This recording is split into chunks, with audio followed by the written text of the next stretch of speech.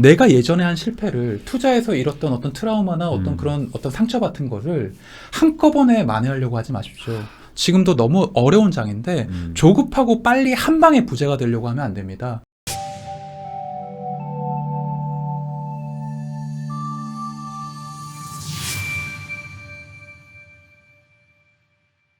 야, 그러면은 이제 요런 질문 하나 해보고 싶은데, 이게 MBTI가 물론 이제 정신과나 뭐 이런 데서 뭐 이렇게 아주 신뢰도가 높다, 뭐 아니다라고 얘기하기도 하니까, 뭐 그걸 뭐 제가 의사 선생님한테 여쭤보긴 조금 좀 그렇지만, 그래도 이제 일반적으로는 MBTI를 많이 요즘에 생각하니까, 그냥 성향상 MBTI에서 요런 사람은 투자하면 안 된다, 이런 거 있나요?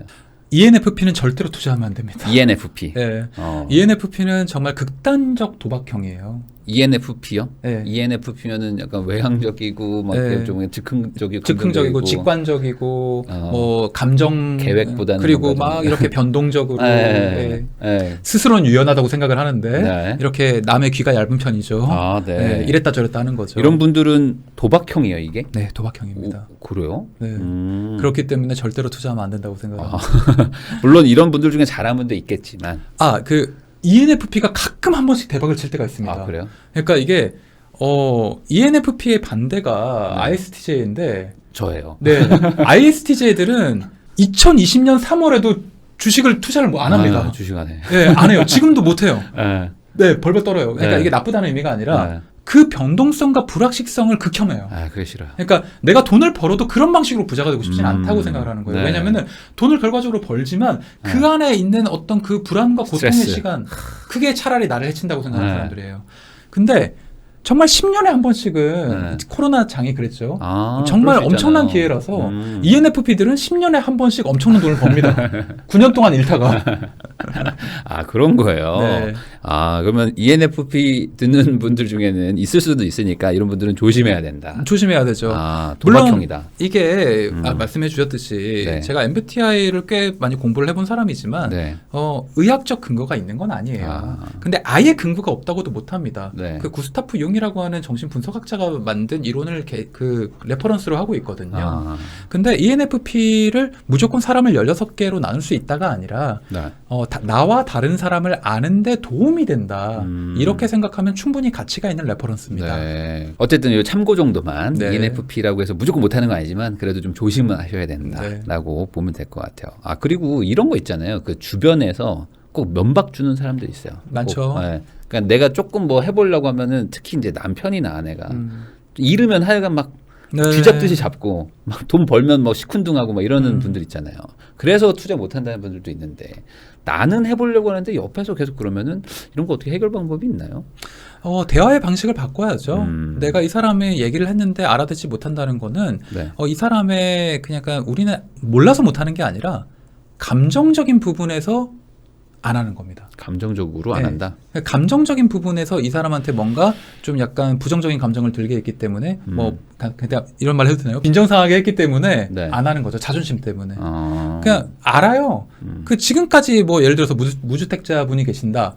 사야 된다는 걸 알아요. 모르지 않습니다. 근데 내가 그동안 받았던 비난, 뭐 어떤 열등감, 이제 와서 할 수 있을까 불안, 이런 것들이 감정적으로 나를 흔들고 있기 때문에 행동으로 이어지지 않는 거죠. 더 하기 싫어. 막 이런 거요? 인지, 행동 사이에는 그 감정이 있습니다. 그러니까 이 사람을 어떤 행동을 바꾸려고 하면은 인지적으로 이걸 당신 그거 모르는 거야? 진짜 이거 모르는 거야? 이거 하면 되는 거야. 당신 왜 몰라? 이러면 안 돼요. 감정을 건들면 안 되고 이거를 감정적으로 이 사람이 왜 그럴까를 접근하고 다스려줘야 돼요. 그렇구나. 그러면은 그런 분들이 옆에 있다. 그러면은 그거 가지고 또 막 싸우지 말고 하나하나 또 설명도 하면서 절대 공격적으로 하지 말고. 그러니까 말하는 방식이 달라져야죠. 이걸 왜 몰라? 너 남들은 다 아는데 이게 아니라 당신이 왜 이렇게 좀 약간 불안해하는지 알겠어. 뭐 당신 아버지 일도 있고 당신이 이렇기 때문에 이거에 대해서 약간 되게 남들보다 훨씬 더 두려움을 느끼는 건 내가 알겠는데 이렇게 생각해보면 어떨까? 이런 식으로 해가 아니라 권유형으로 가야 되는 거죠. 그리고 사람은 절대 하루아침에 바뀌지 않습니다. 뭐 이러고 꾸준히. 계속 푸시한다고 바뀌지 않아요. 이 사람의 뭔가를 바꾸려면 행동적으로 바꾸려면 한 3년 정도는 계속하십시오. 네. 36개월 정도는 필요하다. 꾸준히 하셔야 된다라는 거. 아, 그러면 생각보다 기네요. 그러니까 길죠. 뭐 보통 뭐 한 3개월 해보고 막 포기하고 이러면 안 되는 거네, 이게. 근데 3년이라는 게 길다고 하지만 네. 투자에 있어서는 우리가 내가 결과적으로는 10년 후에 부자가 되는 게 우리 모두의 꿈이 아닙니까? 그렇죠. 뭐. 3년이면 충분히 투자할 만하죠. 훨씬 더 긴 시간이 앞으로 남아 있는데 3년 정도 투자하는 거는 사실 그 정도 해야 되는 게 맞는 것 같기도 하네요. 애초에 이 정도 투자하지 않고 내 미래가 혹은 내 어떤 내 남편이 혹은 내가 바뀔 거라는 생각을 하는 것 자체가 위험한 일입니다. 그렇죠. 그러면 이제 어떤 뭐 의학적으로 이게 뭐 있는지는 모르겠는데 그래도 투자를 할 때 좀 잃지 않을 수 있는 어떤 그 마음가짐 뭐 이런 게 좀 뭐 있나요? 뭐 이런 식으로 생각을 하면 뭐 좀 도움이 된다? 저는 사실 두 가지 조언을 드리고 싶어요. 네. 제가 굉장히 존경하는 심리학자분 두 분이 계신데 네. 한 분은 그 데니얼 커너먼이라고 하는 네. 그 심리학자이자 경제학자십니다. 노벨 네. 경제학상을 타셨어요. 네. 그러니까 주식과 투자의 심리를 그러니까 투자 자체의 심리를 처음으로 도입하신 분이에요. 이분이 생각에 관한 생각이라는 책을 썼고 네. 그 생각에 관한 생각. 이성과 직관의 힘에 대해서 강조를 하셨어요. 오늘 당신의 판단은 네. 당신의 과거의 어떤 그 집합체다. 음. 그 오늘 흔들릴 필요가 없다. 음. 당신이 평소에 생각하는 사고방식이 이성의 힘이 되고 네. 그게 당신의 직관의 어떤 수준을 결정한다. 그렇기 때문에 이걸 투자에 응용하면은 네. 오늘 당신이 사고 팔고는 이미 과거에 결정되어 있다. 불안해할 필요가 없다. 성공과 실패도 이미 과거의 어떤 결과값이다. 그래요. 그러니까 오늘 고민할 필요가 없다. 어허. 당신이 생각하는 건 오로지 하나. 하루하루 내 이성의 힘을 쌓아가고 공부하고 그 경험의 축적으로 미래의 어떤 나를 결정하는 것이지 이걸 사고 팔고 안 할지는 이미 당신의 과거와 당신의 어떤 행동 습관, 당신의 지난 10년이 결정을 이미 한 상태다. 그러니까 내가 오늘 이 주식을 딱 보면서 살지 말지를 고민하고 있는 것 자체가 이미 나는 과거에 살아온 거의 그냥 결과물이다. 그렇죠. 안 바뀐다는 거네. 그렇죠. 오늘 뭐 내가 한다고 해서. 그러니까 오늘 내가 이번에 뭐 매매를 해가지고 네. 수익을 날지 안 날지는 오늘 결정 나는 게 아니라는 거죠. 이미 몇 년 전에 결정이 나 있었다는 거죠. 네. 그리고 오늘부터 고민하고 실패하고 시행착오를 겪쳐서 이걸 경험과 맨날 일기 쓰고 반성하고 기억하고 기록하면서 쌓아둔 이성의 힘이 내년의 어떤 직관, 내년의 의사 판단과 결정을 결정짓는다는 거죠. 이게 투자를 하는 분들의 공통적인 얘기가 공부해야 되고 네. 그리고 이제 좀 길게 보고 막 이렇게 하라고 하는 게 이거 심리학적으로 같은 얘기네요. 빅데이터예요. 네. 그러니까 이거 지금 사고 팔까? 어떻게 해야 돼요? 이걸 지금 물어보는 시점에서 이미 틀렸습니다. 이미 내 과거에 그걸로는 안 되는 거네. 이게. 그리고 손실을 인정해야 돼요. 내가 지금 빅데이터가 쌓이지 않았는데 이성의 힘이 쌓이지 않았는데 공부를 하나도 안 해놓고 서울대에 가려는 사람은 없잖아요. 그러니까. 네. 공부를 하나도 안 해놓고 그 12년 동안 공부를 하나도 안 해놓고 수능에 왜 내가 만점을 못 맞지? 라는 질문하는 사람은 없습니다. 그런 사람은 없죠. 근데 투자 공부를 하나도 안 해놓고 왜 주식에서는 항상 아니면 부동산에서는 성공하려고 하는 겁니까? 저는 그거부터가 잘못됐다고 생각해요. 그렇기 때문에 항상 겸손하게 공부해서 나만의 루틴을 쌓아 나가는 게 내 미래의 어떤 투자를 성공을 이루는 방법이고요. 두 번째는 빅터 프랭클 이건 약간 좀 지금 아주 투자 공황장애 지금 너무 힘든 분들을 위한 조언인데 빅터 프랭클이라고 하는 심리학자가 로고세라피라는 얘기를 했습니다. 뭐라고요? 로고테라피. 로고테라피. 네. 인간은 어떤 악조건에서도 내가 살아갈 이유만 인지한다면 살 수 있다. 살아갈 이유만 있다면 살 수 있다. 이걸 투자에 응용을 하면 어떤 악조건의 장이라도 내가 투자해야 될 이유만 내가 깨닫는다면 나는 투자자로서 성공할 수 있다는 뜻입니다. 그러니까 실패에 대해서 이게 개인화를 시키면 안 돼요. 왜 나만 그러니까 모든 사람들이 주식으로 실패하고 투자를 실패하는데 왜 나한테는 그런 일을 왜 이런 불행이 생겼지? 라고 받아들이면 안 된다는 겁니다. 시행착오고 경험이고 필연적으로 내가 실패를 쌓아서 농사를 짓듯이 생전 처음 귀농해서 농사를 짓는데 성공하는 사람 봤습니까? 이 실패의 기록을 쌓아서 성공으로 가는 계단을 쌓는다고 생각을 해야 되고 지금같이 어려운 장에서는 차라리 내가 모든 걸 잃었다고 생각을 해야 돼요. 모든 걸 잃었다. 로고테라피에 두 가지 기둥이 있습니다. 하나는 사람은 너무 잘하려고 애쓰면 실패한다. 너무 잘하려고 하면 실패한다. 이거 맞는 것 같아요. 그리고 너무 열심히 하려고 하면 오히려 집중력이 떨어진다. 이게 두 가지 기둥이에요. 네. 그러니까 지금 같은 어떤 불안한 장에서는 실패를 당연하다고 생각하고 자기 자신한테 약간 면책권을 줘야 됩니다. 자기 자신을 위로해 줘야 돼요. 그러니까 너무 불안해하면 오히려 더 못합니다. 너무 잘하려고 하면 더 못하기 때문에 네. 지금은 실패하는 게 당연해. 네. 지금 같은 장에선 손실을 보는 게 당연하다. 네. 대신에 내가 이걸 통해서 손실을 최소화하고 배우는 게 분명히 있어야 된다. 그렇죠. 이게 쌓여야지 미래에 내가 좋은 선택을 할 거니까. 그렇죠. 아까 제가 말씀하신 거잖아요. 2016년, 2017년에 정말 지옥 같은 어떤 그 고통을 그냥 회피하지 않고 매일매일 기록을 하고 매일매일 모니터에 제 계좌 마이너스 3억 2천짜리 계좌 띄워놓고 스마트폰으로 보고 일기를 썼기 때문에 2020년에 제가 수익을 낼 수 있었던 거지. 네. 그러니까 그걸 그냥 회피하고 내 탓이 아니라고 생각하고 변명했으면 저는 여전히 거지였을 거예요. 네. 그러네요. 아니 이게 아주 잘하려고 하면 못한다는 게 부동산에도 맞거든요. 그러니까 그렇죠. 가장 좋은 걸 사려고 하다 보니까 못하죠. 아무것도 못 사요. 네. 사실 정말 바닥에 살려고 하고 네, 그런 것도 더 기다려야지 더 떨어질 것 같은데 솔직히 말하면 지금도 충분히 괜찮거든요. 네.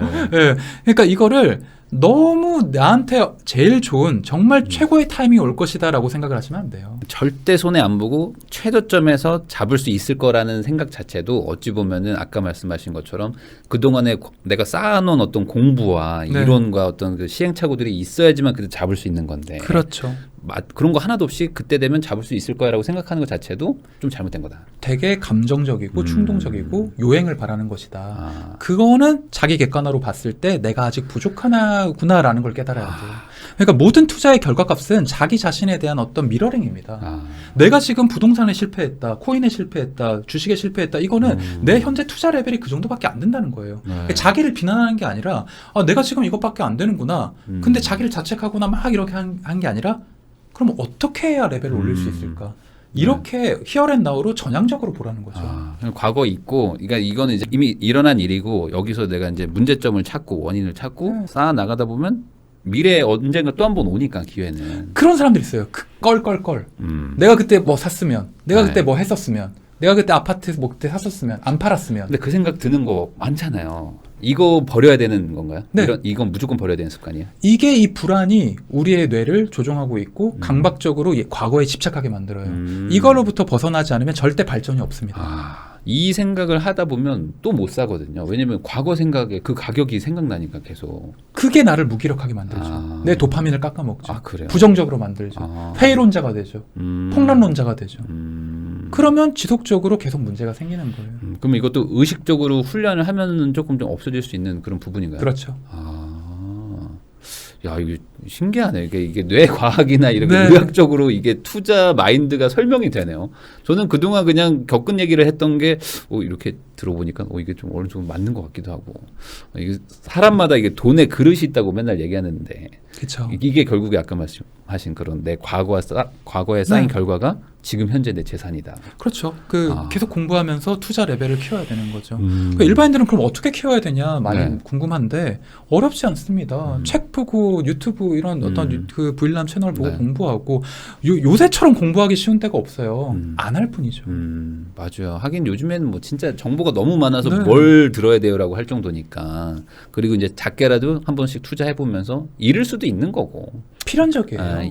잃지 않는다는 것 자체가 말이 안 되는 실패가 걸음이 돼서 내 내년의 성공을 이렇게 담보하는 겁니다. 잃을 때는 조금 적게 잃고 벌 땐 조금 많이 버는 게 결국에 투자로 성공하는 길이다. 네, 절대로 비투는 하지 마세요. 비투는 네. 해본 경험자로서. 네, 제가 볼 때는 빚내서 사도 되는 건 집뿐이다, 아파트뿐이다 라고 생각합니다. 빚을 지게 되면 의학적으로 조급해지나요? 그렇죠. 어쩔 수 없어요, 이거는. 네, 요새같이 또 금리 인상 뭐 이런 것까지 입슈가 겹쳐지게 되면 이 조급해지면서 또 다시 불안 호르몬이 올라갑니다. 불안 호르몬이 그러면 집중력이 또 떨어져요. 이게 과학적이네. 네. 그러니까 특히 이제 빚을 져가지고 막 변동성이 큰 데에 들어가기 시작하면은 잃기 시작하고 그러면 막 호르몬 늘어나고 다시 막 뇌 마비 오고 네. 판단력 떨어지고 악순환이 생기는 거예요. 정말 중요한 게 뭐냐면 내가 돈을 벌 수 있을 때 벌라는 겁니다. 그러니까 내가 지금 너무 조급하고 불안하고 지금 컨디션도 좋지 않고 몸도 좋지 않을 때 억지로 그 기회를 잡으려고 하지 말고 내가 신체적, 건강적 그리고 호르몬적으로 안정이 됐고 여유가 생겼을 때 그때 잡아도 절대 놓치지 않습니다. 기회란 건 한 번 오는 게 아니에요. 부동산 시장도 그렇지 않습니까? 몇 번은 엄청난 폭락이 있었고 그 사이클이 있었잖아요. 지금 열심히 내가 공부하고 준비하고 계획해서 그 시드 자금을 모으고 그렇게 되면 내가 무리하지 않고 들어갈 수 있는 타이밍이 분명히 와요. 이걸 못 기다리는 이유는 다른 사람이 몇십 년 동안 이런 걸 한 번에 따라잡고 싶어서 그런 열등감과 포모 증후군 때문인데 그래서는 이미 시작부터 지고 들어가는 거죠. 그렇죠. 그러니까 그 한 번에 따라잡겠다라는 거. 그러니까 이 초등학교 때부터 공부를 안 했는데 예를 들어 고2 때부터 이제 뭐 11년간 공부한 전교 1등을 이기겠다 내가 뭐 3시간 자고 따라잡겠다. 불가능한 일이죠. 공부로 설명하니까 쉽게 좀 이해가 되네요. 어쩔 수 없다. 재수, 삼수 해야 된다. 어쩔 수 없다는 거죠. 시간이 좀 걸릴 수 있다는 거. 대신에 이제 그 기간이 쌓여야지만 결과가 나온다. 아까 저는 그 얘기가 되게 공감이 됐습니다. 지금 판단하는 거 아무 의미 없다. 과거에 쌓인 너가 결정하는 것뿐이다. 그러니까 앞으로 미래를 바꾸려면 현재를 열심히 사셔야 된다는 얘기인 것 같습니다. 그럼 마지막으로 저희 부익남 이 시청자분들한테 뭐 따뜻한 조언이라도 한마디 해주시면 좋을 것 같아요. 제가 최근에 본 드라마 중에 되게 좋아하는 나의 해방일지 마지막 대사가 있습니다. 이 주인공이 트라우마와 자기의 과거에서 벗어나려고 굉장히 많은 노력을 했지만 결국 완전히 벗어나지 못합니다. 완전한 해방이 되지 못했죠. 그러니까 이 사람은 근데 그거에 좌절하지 않습니다. 한 발 한 발 어렵게 이겨나가겠다고 얘기를 합니다. 저는 그 대사가 너무 좋았거든요. 내가 예전에 한 실패를 투자해서 잃었던 어떤 트라우마나 어떤 그런 어떤 상처 같은 거를 한꺼번에 만회하려고 하지 마십시오. 지금도 너무 어려운 장인데 조급하고 빨리 한 방에 부자가 되려고 하면 안 됩니다.